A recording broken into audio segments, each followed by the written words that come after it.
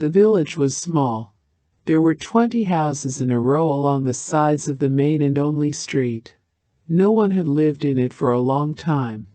The fences were crooked, there were gaps in the roofs, and the log walls were gray with time. There was such silence here that our conversation ceased of its own accord. We walked quickly past the houses to an overgrown field, at the edge of which an old dirt track hid in the grass that would lead us to the bus stop. We were returning from a long hike, and we wanted to get home faster already. No one was up for an adventure, but we couldn't get past that church. We could see it from afar. The field turned into a steep hill, and on its very top its dome gleamed. After noticing this glitter, we decided to see what was there. It turned out to be an old abandoned church. Traces of fire on the walls, brickwork partially collapsed, but one of the domes had survived. The place, of course, is gorgeous. From the top of the hill were visible all the surrounding fields, and even the string of the highway, which in a few hours was to pass our bus. "Shall we have a look around?" I suggested. What was there to see? "Everything is burned," said Leka, my classmate. "The walls were really black with soot. Let's take a bite in the shade, and let's go. I'm going to take a look inside. If I find anything interesting, I'll shout." I felt like I was being pulled inside. I had to figure out how to get into the church. The entrance was boarded up. I walked around the church, and behind me, I saw a rather large gap in the brickwork. The task was not an easy one. There were bushes mixed up with nettles near the walls, and the gap itself was pretty high. I threw my backpack on the grass, climbed to the brickwork, jumped up and down, and was able to climb inside. It was completely dark inside after the blinding summer sun. I stood in place for a while, and when my eyes got used to the half-light, I saw that the decorations were perfectly preserved. There was an altar to my side, and murals on the walls. The wooden floor looked sturdy. There were shadows hiding in the corners. I walked slowly along the walls, and only then did I notice that the murals looked strange.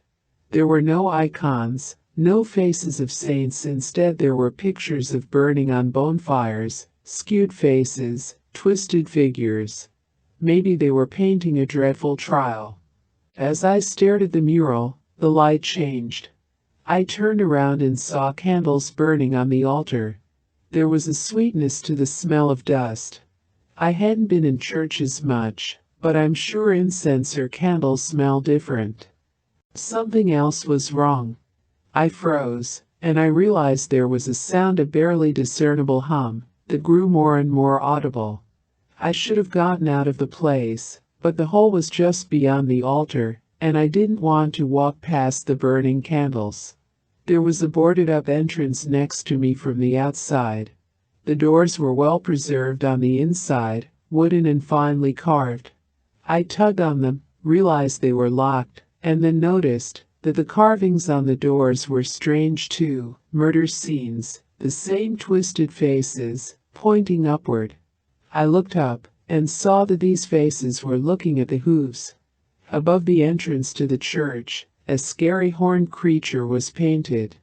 What kind of place is this? I turned around at the harsh sound, and saw that the church was full of shadows. Unclear silhouettes were crowding around, trying to get closer to the altar. I recoiled, slammed my back against the doors, and the shadows began to turn around at the sound. The sweet smell grew stronger and stronger, seemed suffocating, made me dizzy. My legs began to feel cotton, tucked up, and the last thing I saw was the shadows coming toward me, leaning over me. I opened my eyes and looked around. It was gloomy around me, with a brick wall next to me with a gap in it. A large vestibule was lost in the shadows. I got to my feet, backed up, climbed out into the gap in the wall, and was outside. My backpack was lying on the grass, as if nothing had happened. What was it? Lyaka was rummaging through the backpack, taking out and laying out some leftovers next to it. Ah, nothing much. It has long been abandoned. I do not know why, but I decided not to tell about what I saw. We had a quick bite to eat, packed up and went to the bus stop. We had to hurry in order to catch the bus. At night, when I was already home, I saw those shadows again in my dream. They were leaning over me, and the closest one was a tall silhouette.